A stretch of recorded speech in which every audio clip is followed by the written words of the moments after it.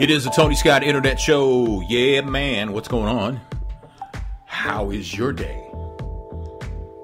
So far, so good.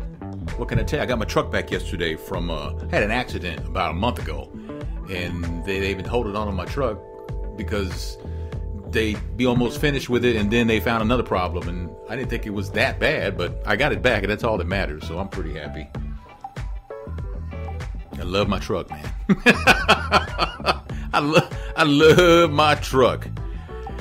Anyway, appreciate you listening on this gorgeous day the Lord has given us. Let us give thanks.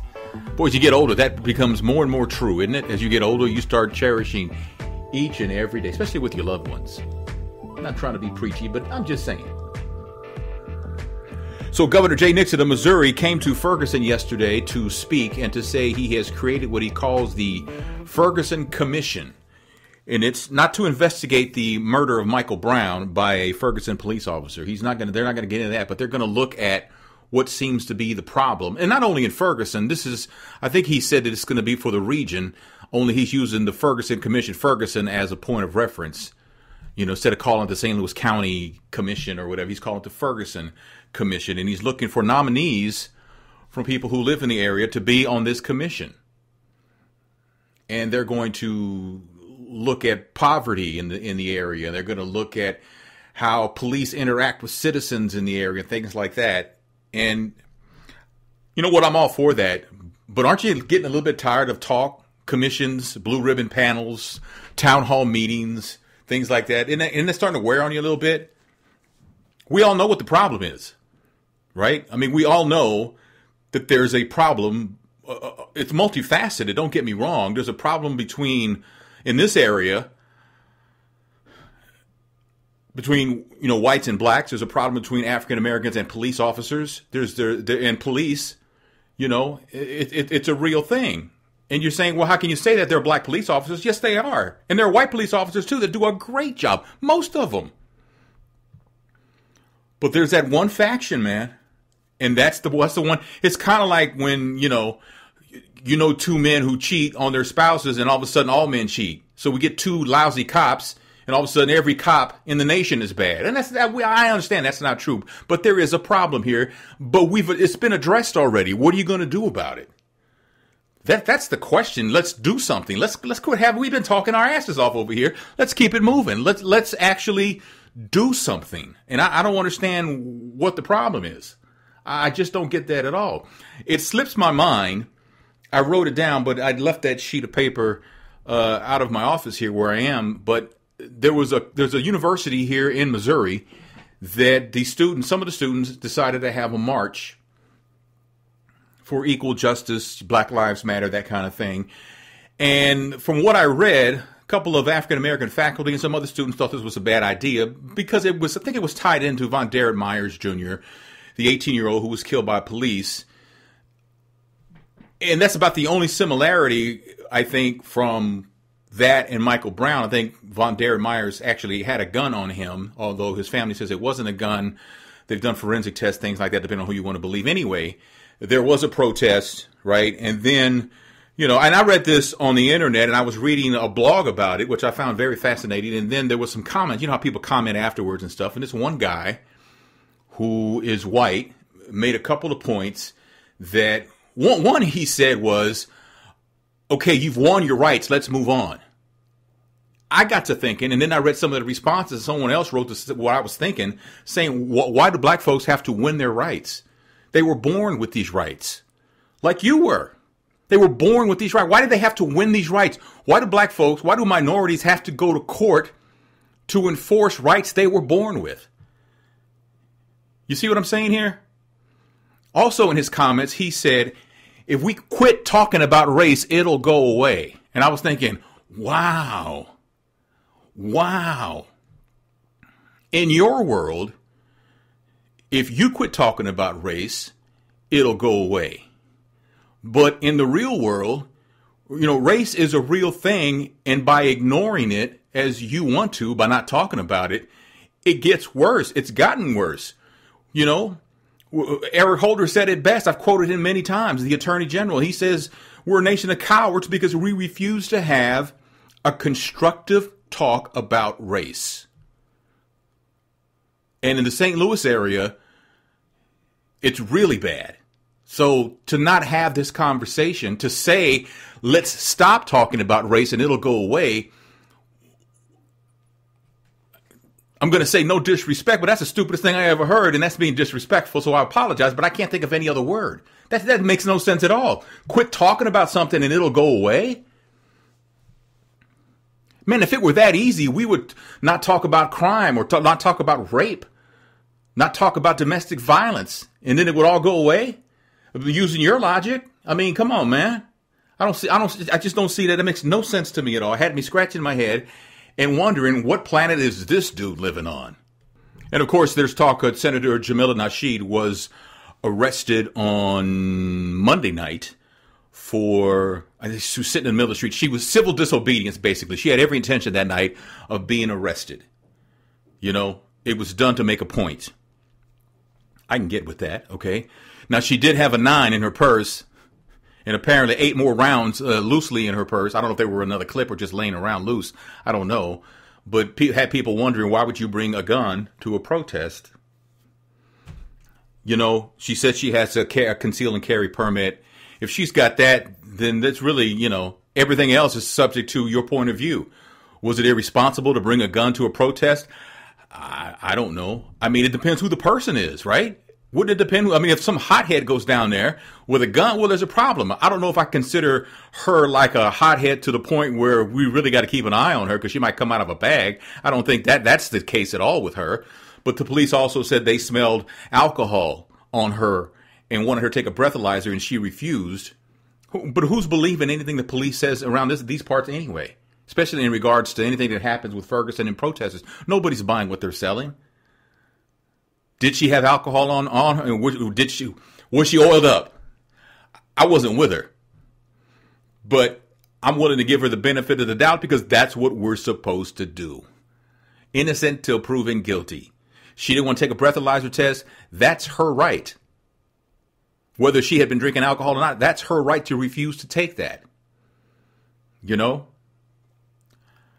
But, you know, Monday night, you know, when she got arrested, when word got out she was arrested, I was looking at my timeline on Twitter, my Twitter feed, and noticed that some people were saying she did it on purpose. But she kind of did, but not with the same purpose that they were accusing her of, so I thought. I think we have to be very careful of all this infighting when it comes to the protests that are going on in Ferguson. I think that there needs to be, so some conversations need to be had behind closed doors and not for everybody to see. I think that that's more effective. Yes, it needs to be talked about, but to do it, you know, in social media where everybody gets to see how unorganized this thing appears to be, although I can assure you that it's not, is something that, you know, we need to keep an eye on and take that stuff, you know, off the net and into a room with the door closed and hash it out. That's what we're supposed to do as grown people, not accuse each other of things on social media. Let's not do that. I don't want to go down that road. No. On the Ebola front, they're saying the person who was taken to Nebraska to be treated for Ebola no longer has Ebola symptoms. It doesn't mean... Now, let me get this right, because there's so much information, and it's very hard to sort out for some people, myself included sometimes, what is correct information and what is incorrect information. Now, there is not a cure for Ebola. Is that my understanding? There's not a cure for Ebola, but then how do people who had Ebola, who no longer have it, what do we call that? I'm a simple-minded person, so maybe I'm missing something here. But from what I've read, there's no cure. But if they take it, you don't have it anymore, you treat it and it's gone, then haven't you been cured of Ebola? It must be more complicated than that. It has to be more complicated than that. I'm missing something. Sometimes it's pretty obvious as you know, the nose on your face, but you just don't see it. I think that may be my problem.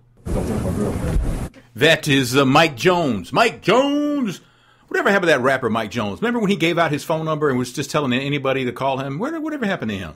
But this Mike Jones, the president was in Chicago and decided to do some early voting.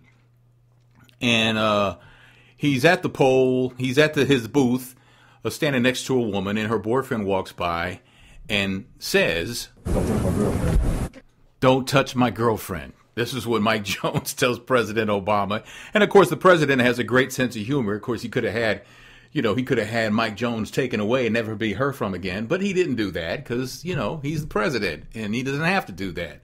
Here's what the president said. There's an example of a brother just embarrassing you for no reason. Embarrassing. Just for no reason whatsoever. I can't believe Mike, he's such a fool. He really is. I was just mortified. But fortunately, she's having a conversation with the president. Fortunately, the president was nice about it. I'm freaking out right now. So it's all right. Mike Jones is one of those guys who just likes to make people laugh. So it was all good and everything. And but the president, who's the one who got the last laugh. You get a kiss and give him something to talk about. Take care of yourself. Here you go, the president with a great sense of humor, and it was all good. Pretty interesting audio there, courtesy of WBBM TV in Chicago. All right, coming up on the Tony Scott Internet Show, Lionel Richie addresses those rumors about him being Khloe Kardashian's dad. I thought that was O.J. Simpson. There's a Harlem Globetrotter who is missing, I got to tell you about. News about Michael Sam and Ray Rice, too, coming up on the Tony Scott Internet Show. Hold on. Do you want to reach an audience that you haven't tapped into yet and not blow your budget? The Tony Scott Internet Show is new, growing, and available to you. Advertising on the Tony Scott Internet Show is extremely affordable. Contact us at advertise@TonyScottShow.com.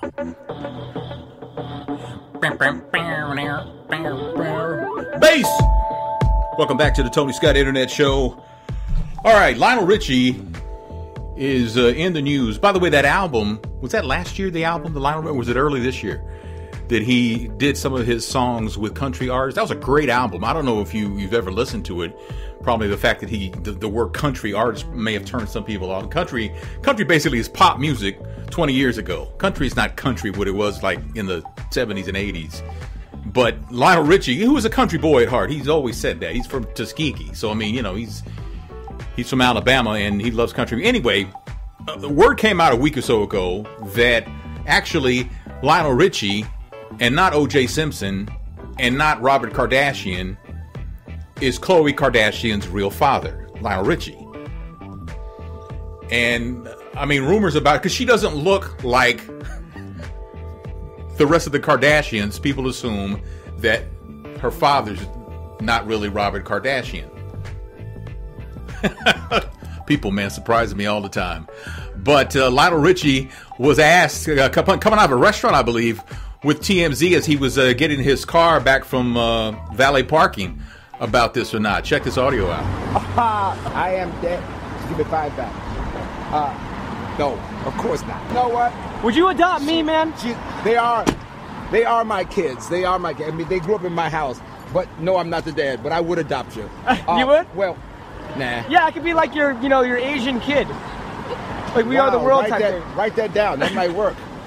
Take care. Thanks, Mr. Rich. Bye-bye. See you. See, that's how you handle the media. That's how you handle TMZ. Not confrontational. Just have fun with it. Tell them, hey, they're all my kids, man. No, it's not true. Thanks, man. Lionel Richie said, hey, give me $5 back. You know how much money Lionel Richie, hey, tells the valet guy, give me $5 back. Really, Lionel? Lionel's beyond loaded. He wants that. Well, that's how he keeps his money. That's how he stays rich, right? Watches every penny. Oprah said you got to watch your money. Don't hire people to watch your money. Watch your own money is what she said. Hey, there's a Harlem Globetrotter, a former Harlem Globetrotter, but once you're a Globetrotter, you're always a Globetrotter. He apparently has vanished on a road trip from his home in Alhambra, in the L.A. area, to see his girlfriend who lives in Seattle.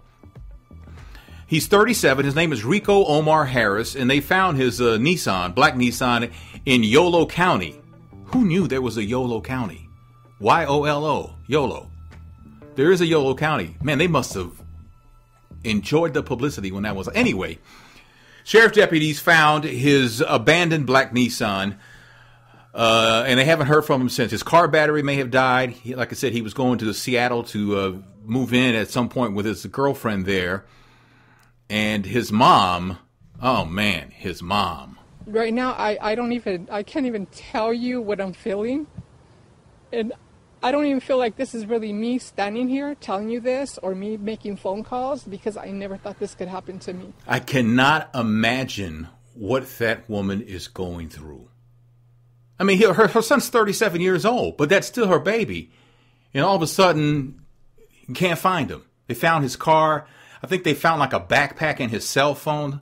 The backpack had some jumper cables in it, and they found his cell phone. So they don't know what happened to him. If it was foul play, or maybe he was walking and fell and hit his head. No one knows anything. Maybe he's shacked up with another woman. I don't know. Shame on me for saying that. But I'm just saying, I mean, at this point, I think even his girlfriend would accept, that he's okay. And if he's with another woman, which I'm sure he's not, I'm just saying, but man, that is, nah, man, I don't like that at all. So I told you the other day about Stevie Wonder is having triplets. He just had a baby last year with his fiance. Now he's going to have triplets with his fiance. But apparently his wife, not his ex-wife, his estranged wife, they've broken up, they haven't divorced yet, they're separated. She felt the need to release a statement about this, saying, I'm quoting here, while addressing news of Stevie Wonder and fiance Tamika Robin Bracey expecting, she has no opinions on Stevie's life or what his choices are. They are legally separated and he has his own life. She says she's not judging Stevie and that they have a good relationship in regards to their two sons. She wishes Stevie well in life. And she's focused on her fashion design business. So why do you feel like you have to release a statement? Well, I mean, what is that about? Just to let the world know that y'all are not really divorced yet, but he's moved on? You got to get that dig in. I mean, was that a hater move? Was that a hater move? I mean, really? I mean, why would you need to say something? Why did you feel the need to have to release a statement? God bless. I wish him well. But I'm over here doing my thing. Okay? We're still married, by the way, but I'm happy for him. Seriously? Are you serious? Really? Come on, man. Oh, that's hate. That's hate, man. So Carlos Spanky Hayes from Nick Cannon's Wild 'N Out show, he apparently has decided to take it upon himself to go in on Tyrese and Morris Chestnut's name. He alleges that he was up for a role in Baby Boy. And he went on he auditioned with the other guy. It was him and another guy. They were up for it. And he says like something about the other guy. The director says, y'all are both good, but which one of y'all going to do this right here? You know what I'm saying? You know what I'm saying? And he said he laughed it off because he knew he wasn't into stuff like that, but the other guy wasn't laughing. So he's kind of suggesting that Tyrese was the other guy. He got the leading role, Baby Boy. He says Tyrese gave oral sex to the male director. And of course, Tyrese, he says sometimes you got to let it ride. I got lawyers that are bored and they look forward to making people's lives hell. That's what he says. All right.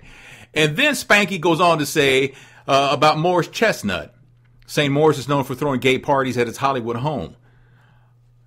He says that the Morris Chestnut, they play naked basketball. You know what, Spanky? Shut up. I mean, come on, man. Come on, man. We live in a world now where your word, nah, man, we need proof. You got pictures, you got video, you got something, because we ain't buying something like that. That's absurd. Come on, man. They would probably sue you. Tyrese indicated that he's looking into it, but you don't probably ain't got nothing worth going after. I mean, really? I mean, you got more money than Tyrese? Come on, man.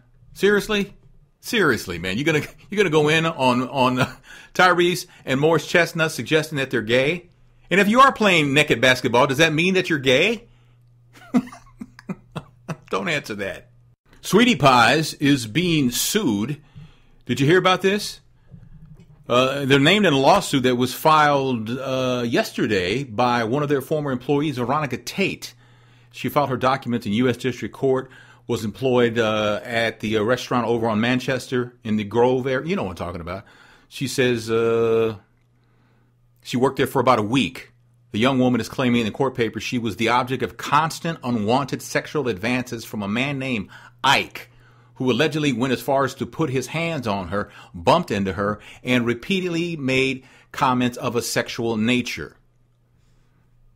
She says instead of coming to her defense, she's alleging that management only made excuses for Ike. chalking up his lewd behavior to it's just his nature. She says there was a series of complaints made against Ike, and she was told to meet with the business manager. He offered her a position at one of the Change other locations, but he never called her back to, give her the go-ahead on that.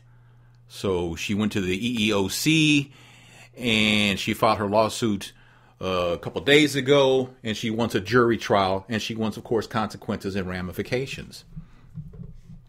See, that's the thing with, there's a lot of people, usually people, I can't even, what am I talking about? I can't say, but, whether this man actually did this or not, and if he did he mean it? It doesn't matter if he meant it or not. It doesn't matter if that's just his nature. All that doesn't matter. It doesn't matter. You can't allow your employees to do that. Now, I don't know if what she's saying is true. I have no idea. But that's just for everybody else. If you have a small business, you need to know that if that happens, even you as a small business need to put the kibosh on that, right? Because you get sued just like the big companies. I mean, you really can. So you got to be careful with that. What is the deal with the guy who allegedly stole a teenager's iPhone out of her hand when she was getting off the Metrolink in St. Louis at the Del Mar location? She's 16 years old. She was coming off the Metrolink platform when the suspect approached her and grabbed her phone. She tried to hold on to it, but the suspect got control of the phone and took off running. So fast forward some days later, and the girl logs into her iCloud account, and he apparently has been taking pictures of some selfies with the stolen phone, not knowing that they automatically upload to the iCloud. That's how she has it set up. So now his picture is all over the world, and I'm sure his family is so proud. But we'll link you to it. Go to the What the What page at talking360.com to see if you even know him or not if you're in the St. Louis area, because that, man, come on, man. It doesn't even make sense now to try and steal somebody's smartphone, because there's so many different ways. If you take selfies with it, you don't know if it's connected to a cloud where they can just get your picture. They don't even need to get the sketch artist in to try and draw what you look like. They can just get your actual picture, like in this case. Then they have the Find My Phone, which I know is on the iPhone, but I'm sure Android has their own version of that that's just as good, if not better. They'll help you locate your phone should it be stolen or you lose it. So at this point, it's not even worth stealing somebody's smartphone, because they're going to find you, man. They're going to find you. They just, sure as I'm sitting here talking to you, they will find you. In Connecticut, there's a guy who's doing like 50 years for a 1998 murder of a 35-year-old father of two. And he has filed a lawsuit because the state of Connecticut has a ban on pornography in prison. So he says that violates my constitutional rights. He says because I'm in prison, I have a right to view this kind of stuff. And they're like, no, it's not your right. It's not your privilege. You're in there for a reason. He wanted to look at a book called Art Model 7, and it has photos of men and women in various poses and shows you how to draw the human form. That's what he wants to do, rub one out. But he says that they're violating my rights. There's a law in Connecticut. The Department of Corrections banned printed material depicting sexual activity or nudity. Does it fall into that category? Yes, it does. He not only wants the book to be able to look at magazines and stuff, he's also wanting the estate to pay his attorney fees, and he wants $25,000 on his books. His name, Dwight Pink.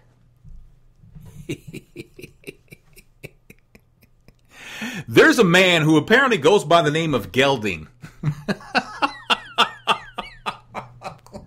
He apparently decided to cut off his penis and testicles and become what they call a nullo. That's a man who's removed his sex organ. Now, before he got this removed, I mean, he didn't just cut it off himself. Apparently, it was a procedure. He had to consult with a doctor before he had this done.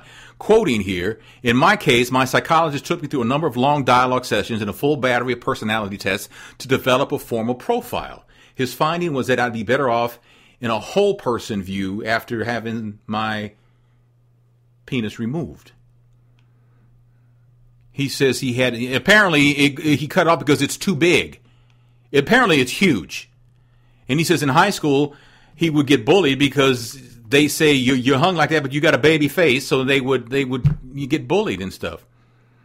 You know, he'd be on the football team, soccer team, showering with the other players, and they would look at his face, his baby face, say, "You shouldn't be like that, man." And he says, the drawback, well, now I got to sit down to pee now.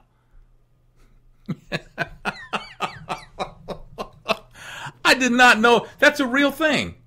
That's a real thing? That you can actually have your block and tackle surgically removed if a doctor deems that this is what's best for you?